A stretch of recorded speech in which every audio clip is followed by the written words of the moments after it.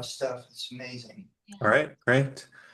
Looks like we are ready to get going. Hello, everybody. I'm Peter Ghazarian. I am an associate professor of higher education leadership here at SUNY Oswego. I'm also the program coordinator for the master's program in higher ed leadership. And today I'm going to talk a little bit about complex multi-source tasks using generative AI tools.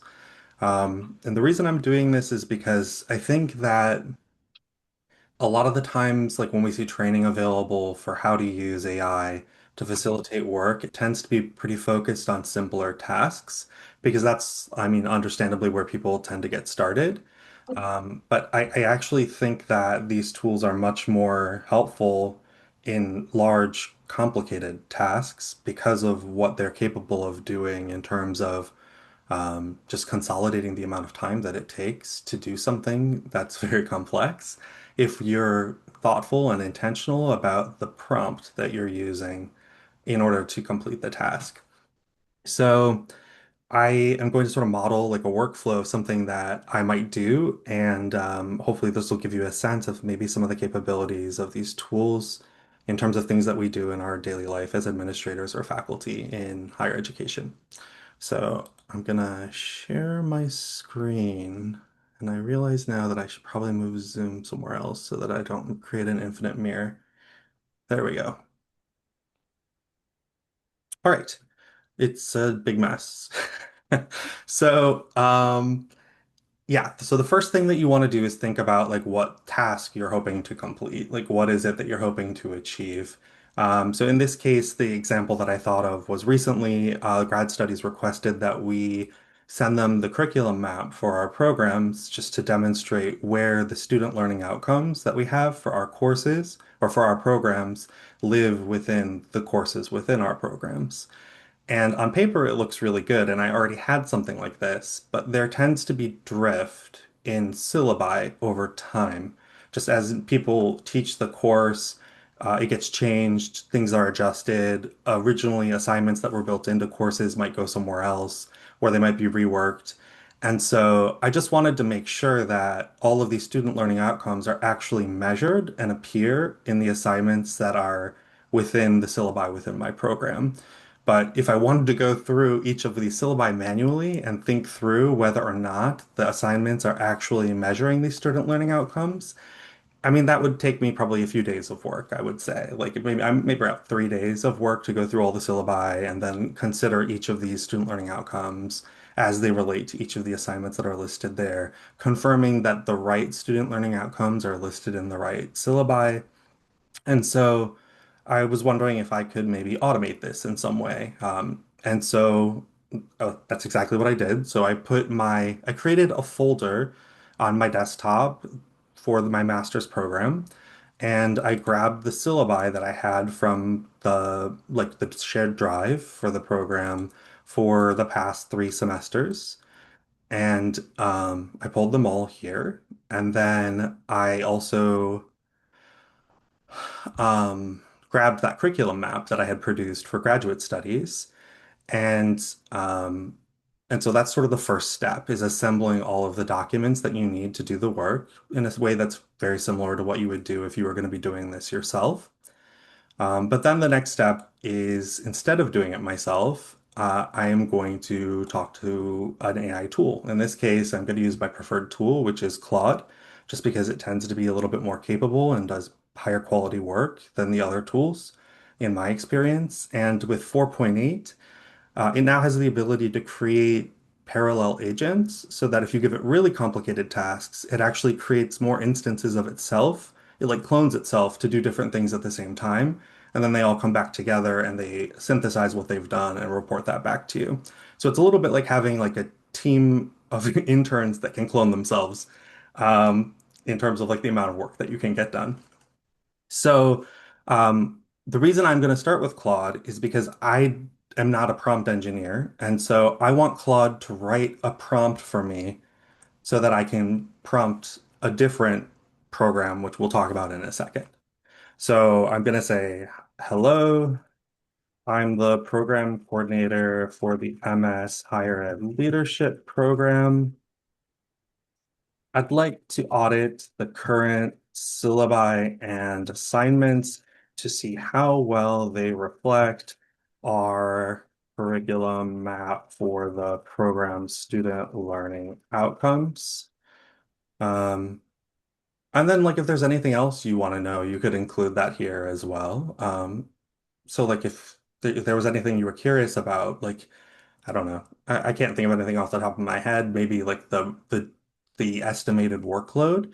I'd also like a sense of the comparative estimated workload across these courses for students.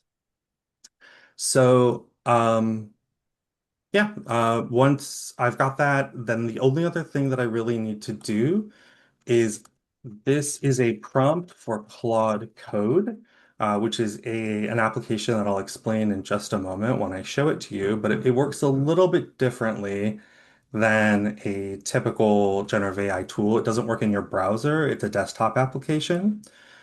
Um, so the key here is that I need to let it know where these files that we're going to be using live on my computer.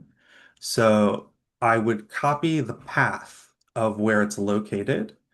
So just so it knows, the curriculum map is located at, and then I would just paste in that location on my computer here so it knows where to look for it. And then the syllabi that we're going to be reviewing are here. And then I would grab that folder with my syllabi and I would copy the path so that that can be incorporated into that prompt that I'm going to be creating. And then I would just tell it to get to work. And it's writing my prompt for me right here. It's including the location of those inputs that are going to be used.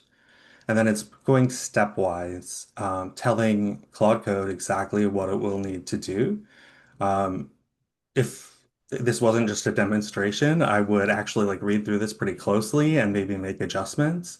But for now, this is going to be everything that we need. So I'm going to grab this prompt that Claude has written for us. I'm going to copy it. And I'm leaving. Oh, that's okay. I was in the desktop app, but that's totally fine.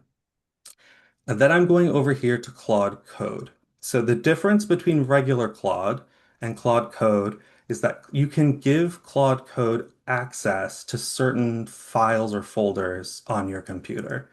So I have it set up so that it has access to this SUNY Oswego Masters of Higher Education Leadership folder that I have all this information in. So that's where we're working, and I've let it know that's where we're going to work.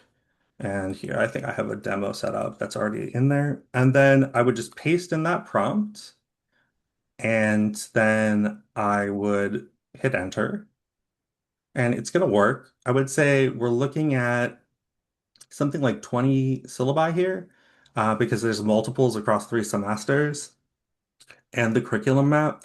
So if I was actually to let this run, I think it would take around 15 to 20 minutes. It's going to keep asking me for permissions. One of the things with Claude Code is because it's working on files on your local device. It doesn't change anything without asking you first. Um, but I've never had any issues with it. I let it do what it wants to do.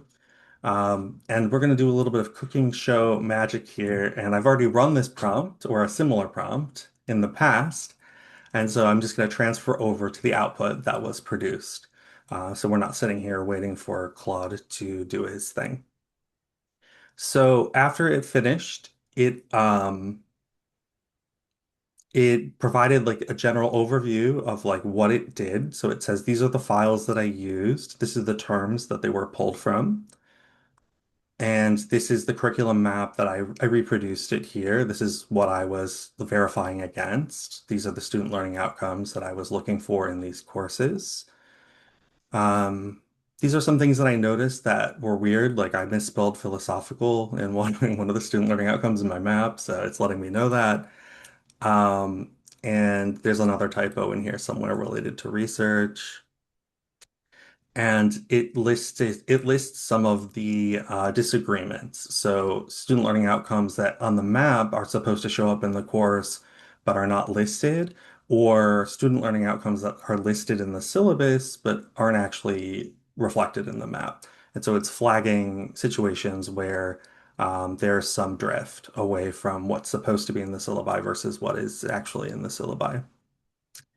But this is just the general overview that it's reporting. It actually has produced a file over here that goes into much greater detail. And so, yeah, this file produces it just shows where are the discrepancies, and then it goes course by course to talk about how the assignments reflect these student learning outcomes and whether or not they're addressed. So it says like student learning outcome one is strongly addressed in the course, and then it talks about which texts and which assignments align with that student learning outcome. And it says, but like law, policy, and governance is only really indirectly addressed, and it talks about where that is the case, what readings are reflective of that, and so on and so forth. And I could also ask it for recommendations as well. I didn't do that this time. I did ask in this run about the estimated workload for students as well, just because I wanted to get a sense comparatively, what's the difference in like the type of workload that students are seeing across courses within the program, because I didn't want anything to be like too crazily out of alignment. And it does this for each of the courses within my program. It's all here. And I think, I don't remember what's at the very end. I haven't looked at this in a while. Talks about the internship. It does provide like a cross-course workload comparison in terms of the reading hours, contact hours, assignment hours, field hours. Um, and this is a schema that it created on its own. Like I didn't ask it specifically to break it down in this way for me. It just decided that this would be a good way to break it down. But I could, if I didn't like it, reprompt it and get like a new analysis that breaks the hours down in a particular way that I'm looking for. Um, and then it talks about some things that stood out to it that were outliers or things that seemed a bit strange that didn't really align with the rest of the program. And then it makes recommendations about some changes that I might make in order to ensure better alignment of those student learning outcomes across the programs, across the courses within the program.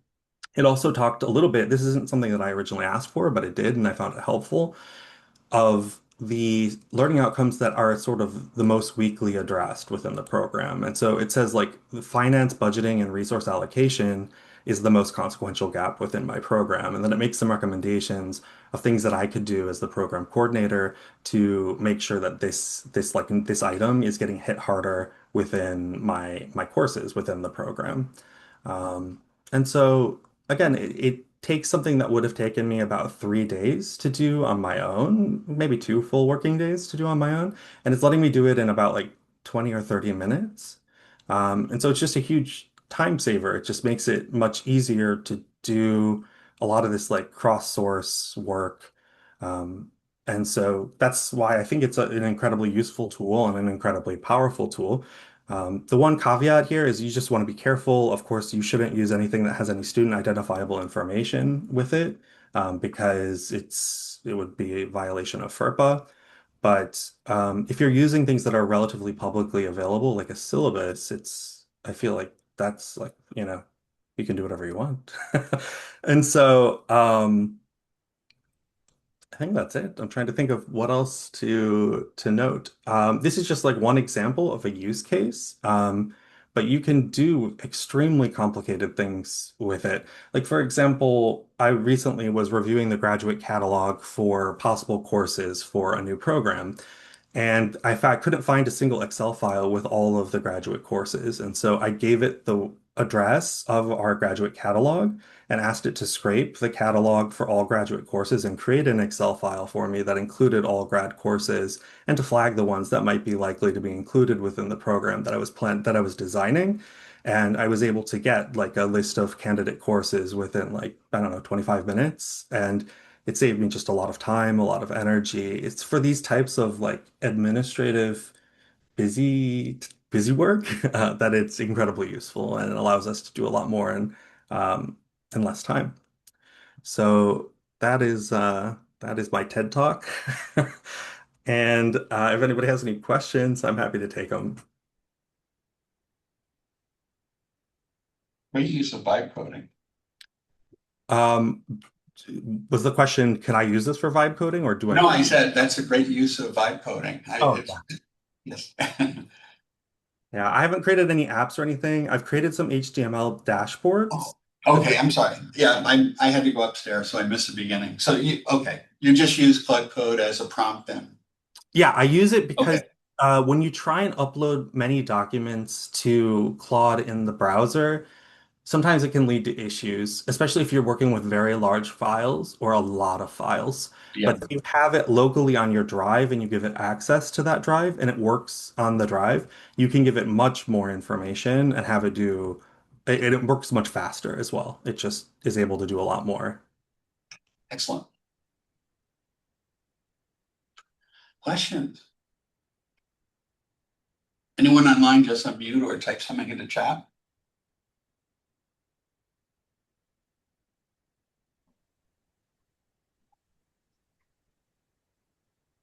Yeah, we can hear.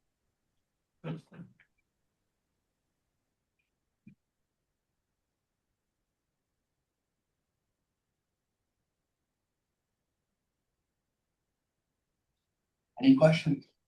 Well, as the graduate dean, I was just wondering if you could train all the other program coordinators. No, it's a brilliant use of the tool for sure. And what sorts of things are you doing now, Peter? I'm just curious. So, yeah, I haven't really. So right now, I've been doing a lot of thinking about applications within administration and higher education, because the thing that we're facing now is that we have we don't have enough resources for everything that we're trying to do. And so if we're able to automate some of the work that we are doing, it allows us to do much more with much less. I hate that phrase, but that's the reality of what we're facing, of what we have to do. And so if we are applying these tools in creative ways that are compliant with the regulations, I think that it allows us to sort of adapt to the new reality that we're facing.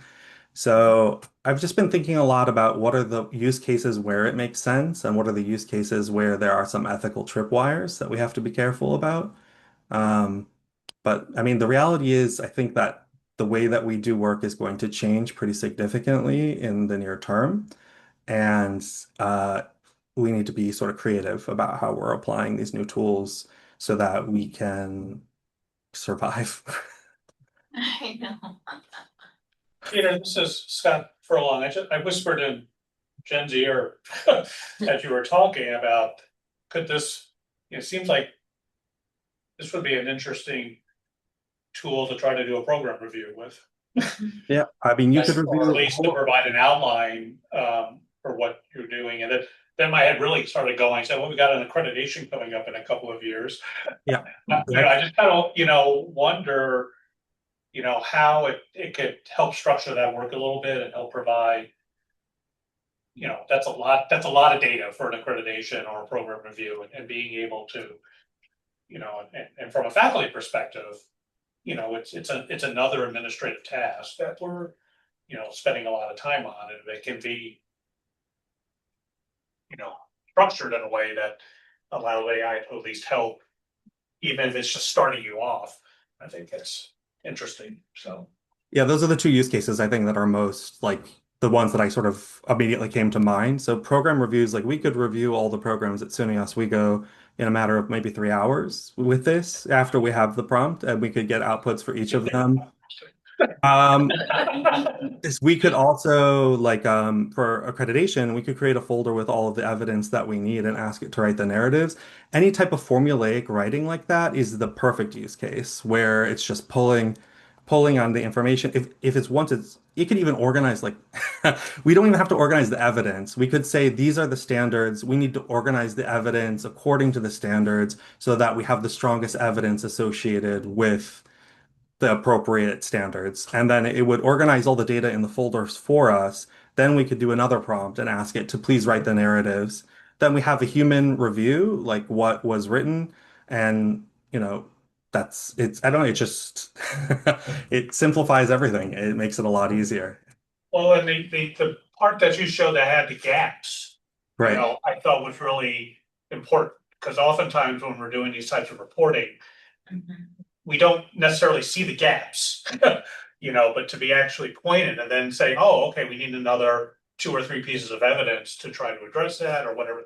So Yeah. very, very interesting. Yeah, the one thing I was thinking about is storytelling, and one of the problems I feel like, or things I've been trying to grapple with is, all of our faculty do so much great research, and then the research gets published in journals, and oftentimes like our marketing team is disconnected from trying to sort of translate that to a non-expert audience. And so how do we tell the story of the work that the faculty are doing in their research spaces in a way that can be translated to a non-technical audience, including, the people in our own town, but across the higher education?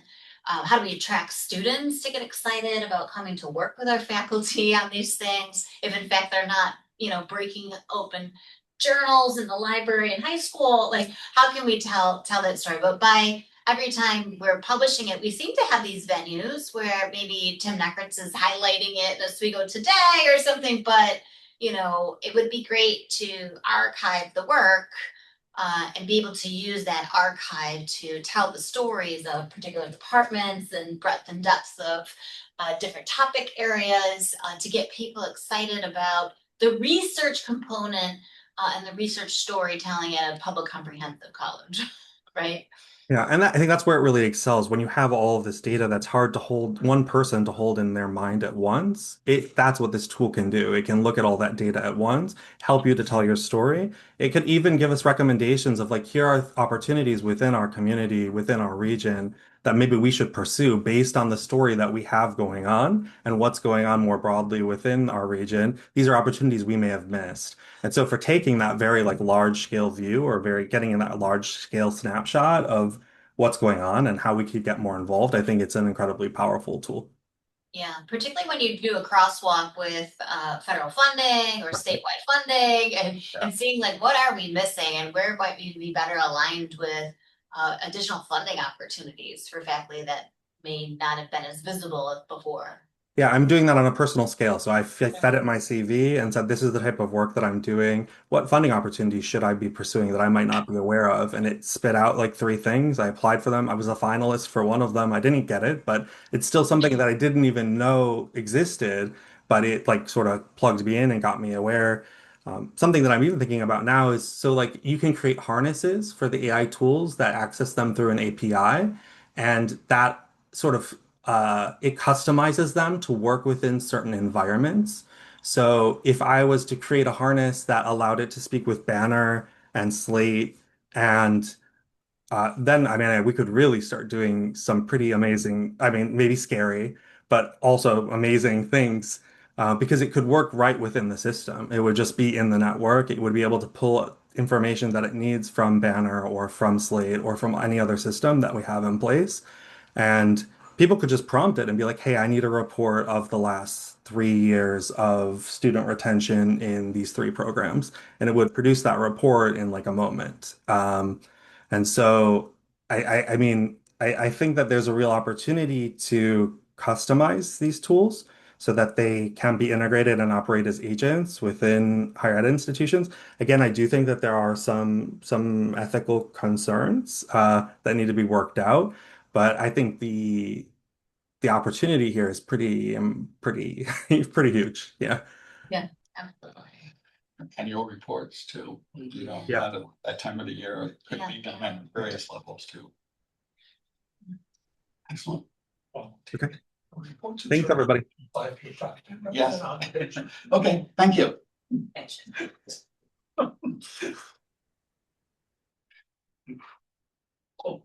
Very good. That was good. Okay, I'm going to be exiting for just a second, but if you're here for the next session, we'll be back in about a minute.